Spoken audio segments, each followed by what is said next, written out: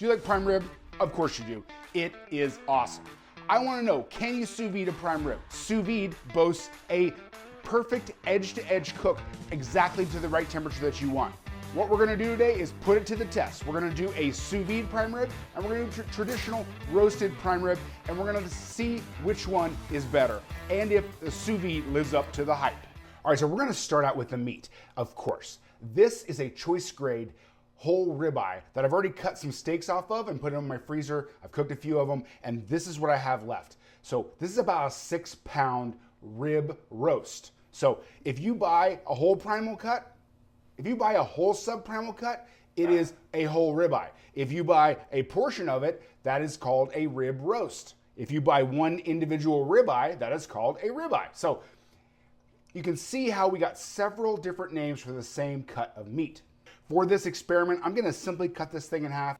We're gonna use half of it to do our sous vide experiment, and then the other half to be our control group. We're gonna put that in the oven and roast it just like normal, just like I've done a million times on this channel, and we will compare the results. So again, taking our 10-inch breaking knife and go ahead and cut this thing in half. Precisely in half. What I'm gonna do is just turn this over, and I'm gonna clean this up just a little bit on the bottom. There's a couple pieces of meat right here, but we just gonna kind of make it stay nice and flat. I don't want to trim too much off of this because we want that fat to season the meat, so I'm not gonna get too much. There's a good piece of hard fat right here that I will kind of trim down a little bit. Again, where does this go, people? If you know, you know. It goes in our grind pile, and we're gonna make delicious hamburgers out of it. But again, I want to kind of keep this intact as much as possible. Do the same thing for the other side. This one doesn't have quite as much, so we won't take off quite as much, but here are 2 prime rib roasts. Now, what we're gonna do next is truss this. So I'm gonna show you how to tie it up so that it goes from being like splayed out like this to nice and round and beautiful. And that's what we want when we cook it, so that it's beautiful when we slice it. All right, so we are going to butcher's tie this prime rib roast so that it goes compact a little bit, and it's gonna cook in that fashion. That way it's nice, beautiful, round when we slice at the end. So you're gonna need some butcher's twine, you're gonna need a sharp knife, but it's really, really easy to do. I'm gonna show you 2 different ways. Here we go.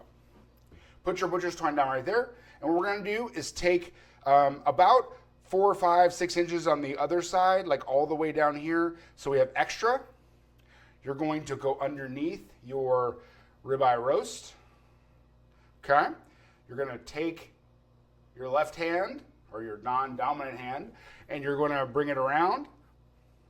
You're gonna take 2 fingers, okay? You're gonna wrap around the string and go 2 times around. See what I did? I'll do it a little slower.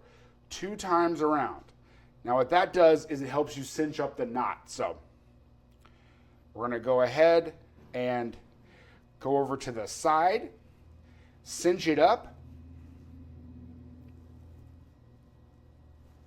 and then that holds that knot because we did that 2 times around, and then you're just gonna do another simple overhand knot.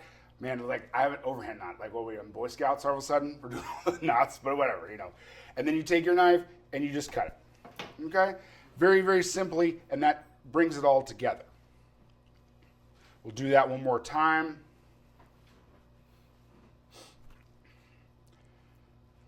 For the kids in the back, you paying attention? All right, here we go. I used to teach culinary school, so it was kind of like, that was a little bit of a, you know, are you paying attention? All right, so now we're gonna take our twine again, 2 fingers, wrap 2 times around, grab the extra piece of string and cinch. Oh no, oh, this is great. We broke the twine. We're gonna try one more time because that's what we do. All right, here we go. Again, we have a little extra. Go ahead, 2 fingers, 2 times around. I won't pull so hard this time. Just a little bit. Cinch it up, tie it off. So now as it cooks, we're gonna have it more in a round shape, so it doesn't kind of just splay out and go all over the place. Here's our second rib roast, and we are ready to season them up. And then I'm gonna put, we're gonna vacuum seal the sous vide one in the bag. So let's go on the next thing. All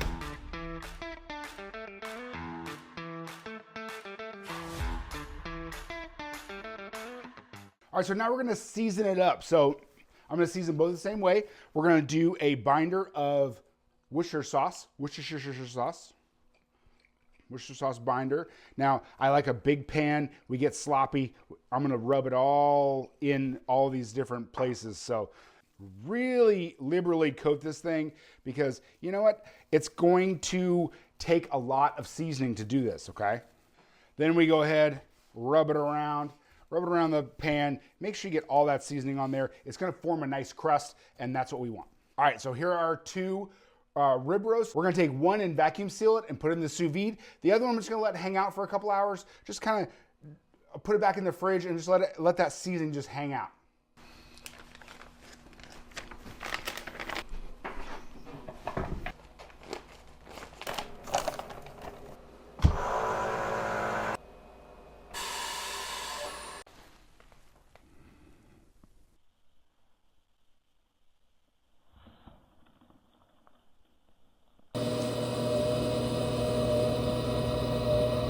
While we wait for the sous vide to do its thing, I want to tell you a little bit about sous vide cooking. Basically what happens is we have a water bath. You have a sous vide cooker it's an immersion circulator, and what it does, heats this water up to a precise temperature. So we've set ours to 130 degrees. So what happens is it gets to 130 degrees and then levels off. It keeps it at that 130 degrees. This meat could not cook past 130 degrees, which is medium rare after we go ahead and sear the outside. The reason we can do this and hold this at this temperature for a long period of time is the fact that it's vacuum sealed. So we don't have to worry about bacteria growth or anything like that because we've taken the oxygen out of the package. And oxygen is one of the factors that bacteria needs to grow. It's gonna go to 130, it's gonna stay at 130, and we are gonna have a beautiful prime rib at the end of this, I hope. Here is our prime rib, and we're gonna put this in the oven. 400 degrees. I'm gonna use my meter probe and monitor the cook effectively. But again, this is our control group. So is this gonna be done the good old fashioned way? High heat in an oven, boom, call it a day. Make sure that gets in the thickest part to the line, and we'll pop it in the oven, and it'll tell us when it's ready. We're gonna pull it at 130, just like the sous vide part. We're gonna do both exactly the same. So let's get to the oven.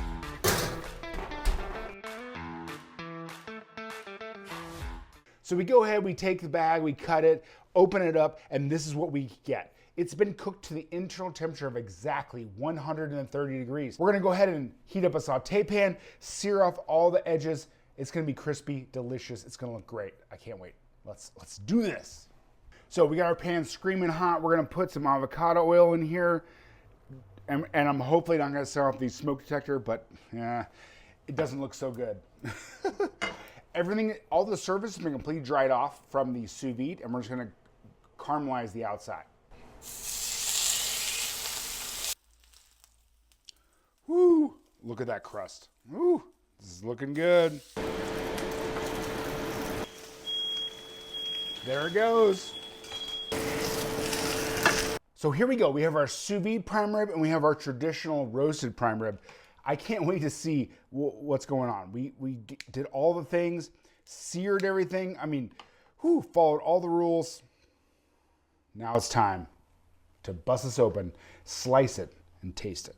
So first, we're gonna do our traditional roasted prime rib. Now I used the meter thermometer to make sure I pulled it at 130 degrees, just like I pulled the one in the sous vide. So it should be very similar. All right, moment of truth.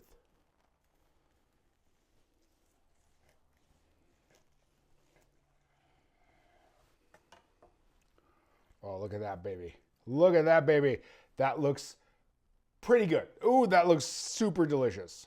All right, so steamy, delicious, medium, beautiful. Now we're gonna do the sous vide one.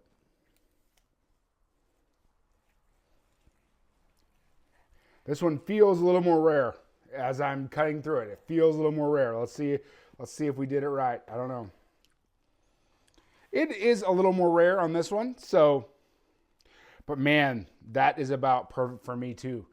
Ooh, these are super, super good. Do you guys see the differences?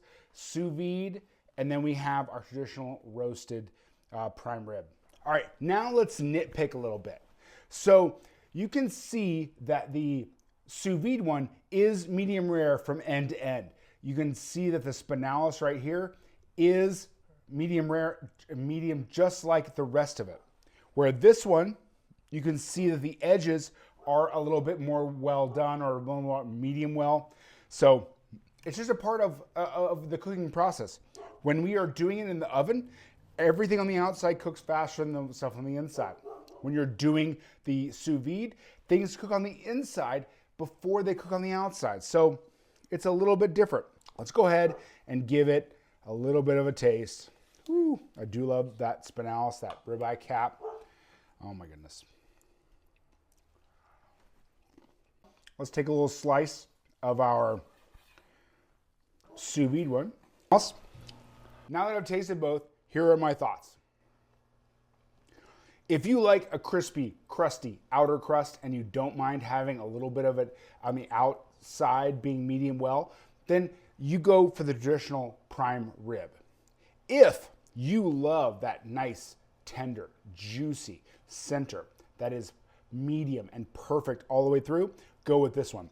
I say the crust is better on the traditional and the interior is better on the sous vide. So you get to decide next time you're making prime rib. Are you going to sous vide it or are you going to do a traditional roasting? Let me know in the comments.